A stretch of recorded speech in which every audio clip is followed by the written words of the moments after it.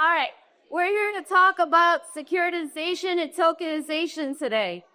Does anyone know what these fancy words mean? Do you know what tokenization means? No, that's wording. Cool. Do you know what securitization means? Yes, of course. Tell me about it. You pack receivables and sell it to investors. So receivables pretty covered. Amazing. So we got one person in the audience. Does anyone else know what tokenization means? Can I get a hands up? All right, right. The guy next to him. Why is it the boomers always know everything in the room? What's the question? What is tokenization? Is when you take an asset and you tokenize it, convert it into a token on chain. Perfect. Amazing. So now that we have that figured out, and as I'm a lawyer, I need to give you the disclaimer. Everything that I say today is not legal or financial advice, right? So, as these two fine gentlemen over here said exactly what securitization is, right? You take a whole bunch of assets, you package them, you put them into something called an SPV or special purpose vehicle, and then people like depositors or liquidity people, like basically you could go to Maple, so you go to Goldman, if you go to Zybo on us, then you get yields from the underlying RWA asset. Does anyone have any questions so far? So, securitization is just a fancy legal word, right? It's a whole bunch of legal mumbo-jumbo contracts, making sure that people are protected. But what are we doing?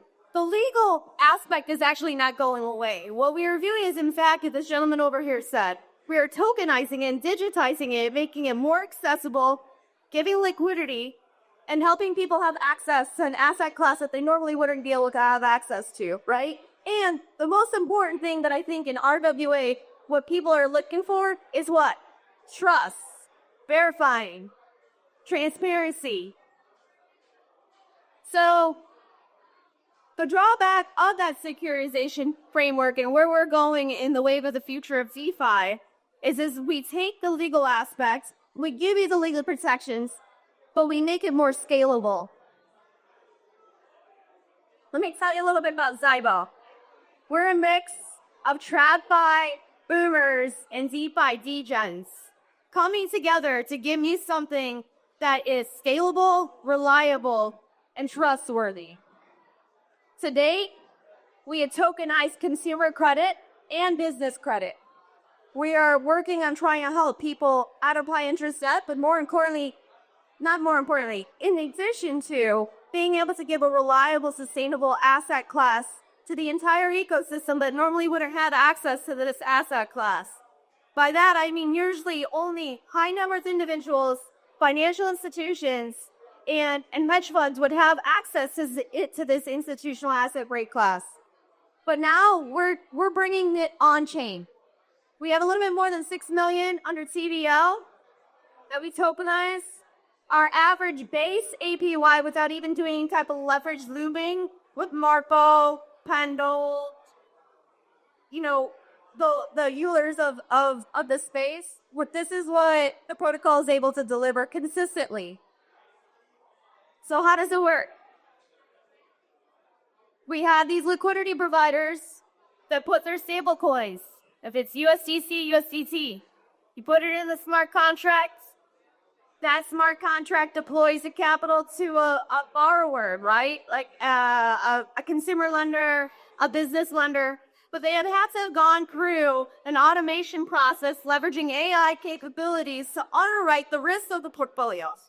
The protocol's not deploying capital in emerging markets at this point.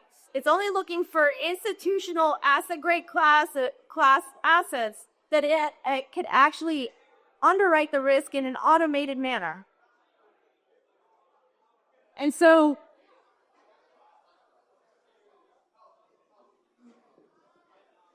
let's get this out of the way. All right.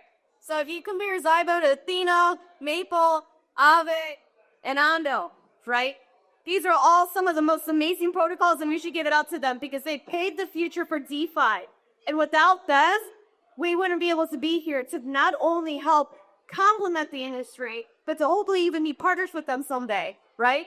we believe that Zybo, that all ships rise in high tide. What's in our roadmap? As part of that trust verification in RWA and its EFI, what you guys need is what? Trust? You guys looking for trust? Right? What else are you looking for? Security? Me? All right, you got me. You got the security. EU? Oh, okay. All right. Well, I think you absolutely hit the nail on the head. Providing security is part of the trust ecosystem, right? Knowing that, in fact, that the money is secure. The interesting thing about how the Zybo protocol works, it actually deploys the capital instantaneously, which minimizes the risk for attack vectors. And so what we, in addition, for the security perspective to answer your concern, is that we want to take it a step further. We're hoping to give you a real live loan dashboard here pretty soon to let you know from a verification standpoint, almost like our own self-fulfilling oracle that we have on chain for you. And so we also know that RWA and tokenization, which is just a fancy word for that, is that we're here to stay, right? The industry is expanding and booming at a level that, obviously with BlackRock Biddle project coming in and obviously the T-bills. So, tokenized assets where it's at now to where it's going to go. There's this hedge fund that thought that the industry was going to be $10 trillion, right?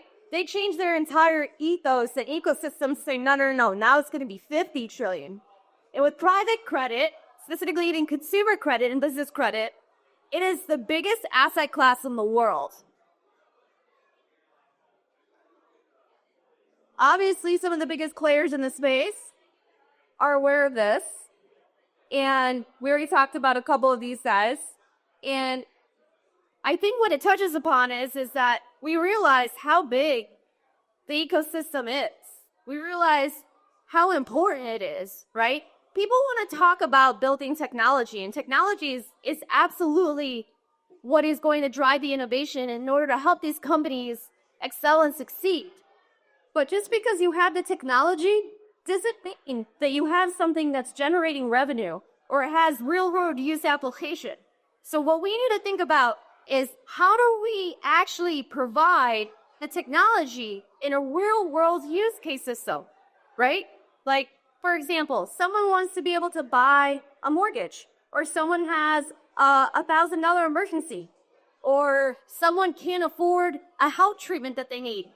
What do they need? They need quick, reliable, trustworthy, and secure, let's not forget about that, capabilities to access credit and access yield in a reliable way as well. So what we're trying to do at Zybo is meld the real-world use applications for real-world people who need real-world help by leveraging the technology that we have to help those people who need it the most.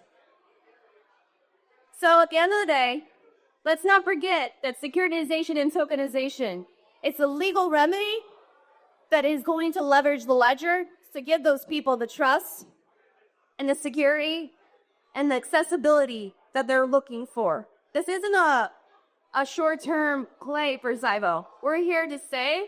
We want to help provide long-term real-world yield consistently in bear or bull markets. Does anyone have any questions for me? Yeah? Okay, all right. Well, thank you for having me. Thank you, Korea. If you haven't had a purple sweet potato latte yet, you should absolutely get one. It's yummy.